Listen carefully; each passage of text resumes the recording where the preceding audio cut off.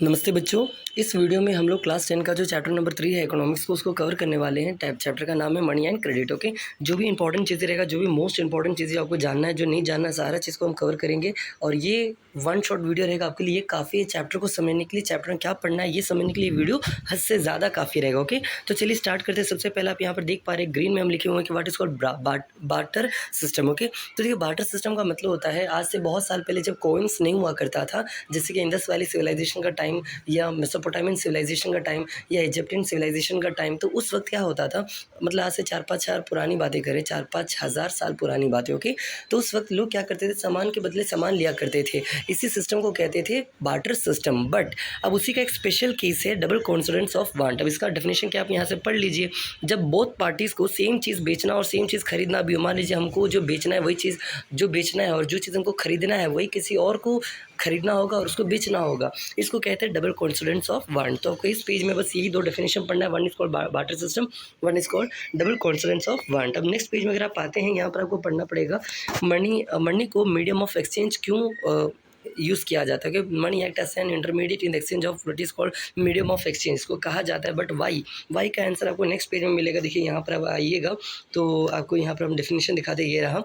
Y it is accepted as a medium of exchange, मतलब अगर आपसे कोई पूछ दे मनी को ही मीडियम ऑफ एक्सचेंज क्यों माना जाता है, तो उसका रीज़न यहाँ दिया हुआ, बहुत सारे रीज़न आप पढ़ लीजिए। सबसे पहला रीज़न, ये जो करेंसी होता है it is authorised by the government of a country. जो भी देश उसका कंट्री ऑथराइज करते हैं, जैसे भारत देश में आरबीआई है जो कि करेंसी को छापता है in behalf of the central government. Okay, second बात अब पूछेगा और रीज़न बताइए, तो और रीज़न आप यहाँ देख पा रहे हैं, ये moreover the law legalize the use of rupee as a medium of payment, है ना, ये भी इसका एक कारण है।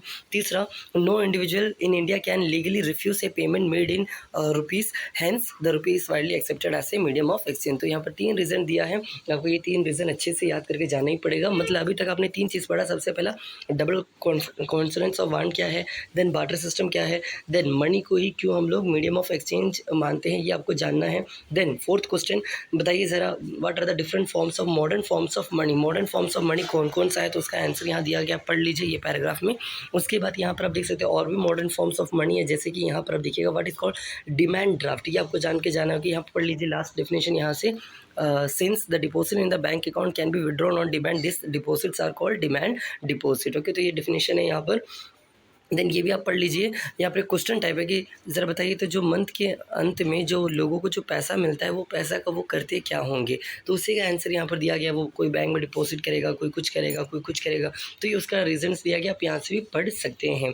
नेक्स्ट पेज में अगर आप आइएगा, यहाँ पर अगला मोस्ट इंपॉर्टेंट चीज़ है, ये रहा what is called cheque. तो यहाँ पर 2 डेफिनेशन आपको पढ़ना है, व्हाट इज़ चेक क्यू, और प्रीवियस पेज में आपको ये पढ़ना था what is called demand draft. ये 2 चीज़ आप यहाँ से कर लीजिएगा। और नेक्स्ट पेज में अगर आप आइएगा, ये सब कुछ नहीं पढ़ना है आपको।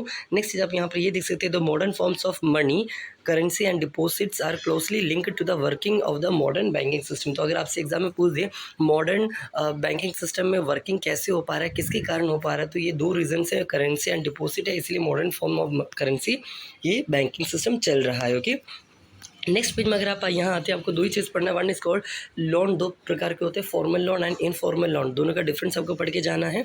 देन डिपोजिटर कौन होता है, बोरोवर कौन होता है, ये डिफरेंस आपको पढ़ के जाना है। तो ये यहाँ पर आपको फोटो दिखाते हैं, बस अब ये देख लीजिए, आप समझ जाइएगा। ओके, डिपोजिटर वो होता है जो अपने बैंक में अकाउंट में पैसा डालने आता है और बदले में उनको कुछ इंटरेस्ट मिलता है। जो कि बोरोवर होता है वो लोन लेने आता है और उनको ज़्यादा पैसा चुकाना पड़ता है। तो इस तरह बैंकिंग सिस्टम काम करता है, ये आप देख पा रहे हैं। और इसके अलावा नेक्स्ट पेज में अगर हम आते हैं, यहाँ पर आप देख सकते हैं व्हाट इज कॉल्ड क्रेडिट, या तो लोन जो कहा जाता है, ये होता क्या है। ओके, ये आपको यहाँ पर जानना है। एंड आई होप आपको एक डिफरेंस बताना चाहेंगे, what is called credit card, what is called debit card. देखिए क्रेडिट कार्ड वो होता है जिसमें अगर आपके पास ज़्यादा पैसा ना हो, फिर भी अगर आपके पास क्रेडिट कार्ड है तो आप अपना लिमिट से ज़्यादा पैसा निकाल सकते हैं। मान लीजिए आपके अकाउंट में 10,000 है, लेकिन आप 20-30 हज़ार रुपये निकाल सकते हैं। लेकिन जबकि डेबिट कार्ड में क्या होता है, जितना पैसा आप में रहेगा बस आप उतना ही यूज़ कर सकते, उससे ज़्यादा आप यूज़ नहीं कर सकते या निकाल नहीं सकते। ओके, नेक्स्ट पेज में अगर आप आइएगा यहाँ पर, तो रूरल एरियाज़ का कुछ प्रॉब्लम्स यहाँ पर आपसे बताया जा रहा है कि रूरल एरियाज़ में जो मेन डिमांड क्रेडिट लोग क्यों लेते हैं, मतलब क्रॉप प्रोडक्शन के लिए रहते हैं। आपको बताइए गांव में किसान ज़्यादा रहता है और किसानों के लिए लोन क्यों चाहिए होता है, तो उनको प्रोडक्शन बढ़ाने के लिए या प्रोडक्शन के लिए ज़रूरी होता है। प्रोडक्शन में क्या क्या इन्वॉल्व होता है, तो यहाँ पढ़ लीजिए, cost of seeds, fertiliser, pesticides, water, electricity, repair of equipment, इन सब के लिए वो लेता है। ओके, यहाँ पर ये सब नॉर्मल लाइन से उतना सपोर्ट नहीं करेंगे। नेक्स्ट पेज में अगर आप यहाँ आते हैं तो आपको एक पढ़ना होता है what is called term of credit. सीधा आपसे ये पूछेगा टर्म ऑफ क्रेडिट का मतलब क्या है। ओके, इसका डेफिनेशन यहीं पर दिया रहेगा, हम आपको दिखा देंगे। और एक और चीज़ में यहाँ पूछेगा आपसे, वो है what is called collateral asset. Collateral asset क्या होता है ये आपसे पूछेगा। कोलैटरल एसेट मतलब देखिए, जब आप लोन लेने जाते हो तो बदले में आपको कुछ गिरवी रखना पड़ता है कि कल अगर आप पैसा ना चुका पाए तो आपसे बैंक वाला तो कुछ लेगा ना, तो उसी को कहते हैं कोलैटरल एसेट। यहाँ पर लिखा भी इसी के ऊपर पढ़ लीजिए। कोलैटरल मतलब एक सिक्योरिटी होता है जो आप एक लोन के अगेंस्ट देते हो। ओके, नेक्स्ट पेज में आपको देखा जाए तो चलिए देखते हैं। यहाँ पर हम नेक्स्ट पेज में आते हैं और ये सब उतना इंपॉर्टेंट है। ये रहा what is called term of credit. देखिए यहाँ पर ये डेफिनेशन नहीं दिया था, यहाँ पर बस लिखा था टर्म ऑफ क्रेडिट, बट इसका डेफिनेशन है नेक्स्ट पेज में। और यहाँ पर एक definition that is called collateral asset, जैसे कि अभी हमने आपको बोला था। तो what is term of credit, तो देख लीजिए, the interest rate, the collateral and the documentation requirement and the mode of repayment together comprises what is called term of credit. मतलब टर्म ऑफ क्रेडिट मतलब क्या होता है, वो क्रेडिट देने के लिए क्या क्या चीज़ों का ध्यान रखेंगे, क्या क्या चीज़ देखेंगे, उसे कहते हैं टर्म ऑफ क्रेडिट। ओके, इस पेज में आपको यही पढ़ना था। नेक्स्ट पेज में अगर आप आइएगा तो ये रहा आपका अगला सवाल जो थोड़ी देर पहले हम आपको बोले थे, फॉर्मल सेक्टर लोन और इनफॉर्मल सेक्टर लोन में फ़र्क क्या होता है। यहाँ भी आप पढ़ सकते हैं कि दो तरह के लोन्स होता है। तो देखिए बस फ़र्क इतना ही सा है, आप समझिएगा। फॉर्मल लोन्स वो होता है जो आप बैंक से लेते हो, जबकि आप इनफॉर्मल लोन जो है कोई दोस्त से, कोई ज़मींदार से या कोई पड़ोसी से लेते हो तो उसको हम लोग कहते हैं इनफॉर्मल लोन्स कहा जाता है। ओके, एंड फॉर्मल लोन्स जो होता है इसमें आपको पेपर वर्क ज़्यादा करना पड़ता है, जबकि इनफॉर्मल में पेपर वर्क ज़्यादा होता नहीं है। और फॉर्मल सेक्टर लोन जो आप लेते हैं उसमें एग्रीमेंट आपको बनाया जाता है, जिससे अपना बैंक आपको धोखा दे सकता है ना। अगर आप बैंक को भी धोखा देते हो तो उल्टा आपको इसका प्रॉब्लम झेलना पड़ेगा, जबकि इनफॉर्मल में कोई एग्रीमेंट नहीं होता मे बी, और इसमें आपको बदले में वो जो ज़मींदार है वो आपको उल्टा आपसे और पैसा वसूल कर सकता है। यहाँ पर नेक्स्ट पॉइंट यहाँ पर आप देखिएगा, तो वही से यहाँ बोला जा रहा है कि फॉर्मल लोन्स कहाँ से लिया जाता है एंड इनफॉर्मल लोन कहाँ से लिया जाता है, ये सब हम आपको बता ही दिए। एंड नेक्स्ट पेज में आएंगे तो आरबीआई का कुछ फंक्शनिंग के बारे में यहाँ पर दिया गया, आप ये भी पढ़ सकते हैं। आरबीआई के बारे में आपको पढ़ के जाना पड़े तो फंक्शन ऑफ आरबीआई आपसे पूछा जा सकता है।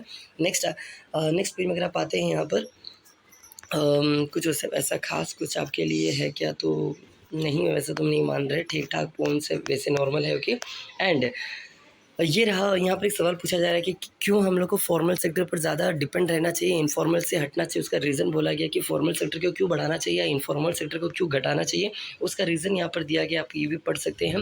देन ये है अगला मोस्ट इंपॉर्टेंट टॉपिक, ये तो कंफर्म आएगा, ये है what is called self help group. आपसे सीधा पूछ दिया जाएगा, इसका आंसर आपको यहाँ दिया गया है। ये रहा, the idea is to organize rural poor in particular women into small self-help group and the pool their savings. A typical SHG has 15 to 20 members. तो व्हाट इज़ SHG मतलब देखिए एक ऐसा सिस्टम होता है जिसमें 15 से 20 औरत एक अपना टीम बनाती है और इसमें वो पैसा संभालती है, 100 50 200 जो भी है डालते जाएगी, और अंत में इन लोग को उससे जिसको ज़रूरत होगा उस टाइम में ये उनको पैसा दे देगी और बदले में वो इंटरेस्ट के साथ चुकाएगी। तो इस तरह का एक सिस्टम है। और ये स्टार्टिंग कौन किए थे, तो ये बांग्लादेश में स्टार्ट हुआ था। किसके द्वारा, तो उनका नाम था मोहम्मद यूनुस। तो ये सब बोला गया, ये कहाँ पर बोला गया, तो ये पढ़ लीजिए। ये रहा सबसे पहला आइडिया, ये था ग्रामीण बैंक, यहीं से ये आइडिया स्टार्ट हुआ। यहाँ पर आप नाम भी पढ़ सकते हैं, मोहम्मद यूनुस ने ही इस आइडिया को स्टार्ट किया था। और ये अलग अलग स्टेट में अलग अलग नाम से जाना जाता है। फॉर एग्जांपल केरला जाइएगा, इसको कुडुम्बश्री के नाम से जाना जाता है, बिहार में कोई और नाम से जाना जाता है। तो ये था इस पूरे चैप्टर में। इन शॉर्ट एक बार और हम आपको समझाना चाहेंगे कि इसमें पढ़ना क्या क्या था, तो ज़रा सुनिएगा।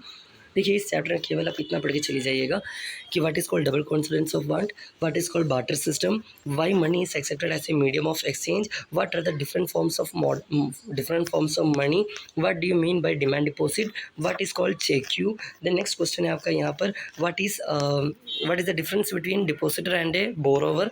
देन नेक्स्ट पॉइंट आपका ये था कि क्रेडिट मतलब what is called loan, definition बताइए। देन बीच में एक और था टर्म ऑफ क्रेडिट क्या है, ये रहा what is called term of credit, यहाँ पर था आपका आंसर, ये रहा। And then what is called collateral asset, आपका ये ग्रीन वाला पोर्शन ये है व्हाट इज़ कोलैटरल एसेट। और कुछ छूट गया बीच में, आई गेस देख लेते एक बार, नहीं तो यही सब था इंपॉर्टेंट। और नेक्स्ट पेज में अगर आप आइएगा इसके बाद, तो ये रहा इनफॉर्मल सेक्टर और आरबीआई का फंक्शनिंग, हम बोले थे ये पेज में आरबीआई का फंक्शनिंग दिया गया, आप पढ़ सकते हैं।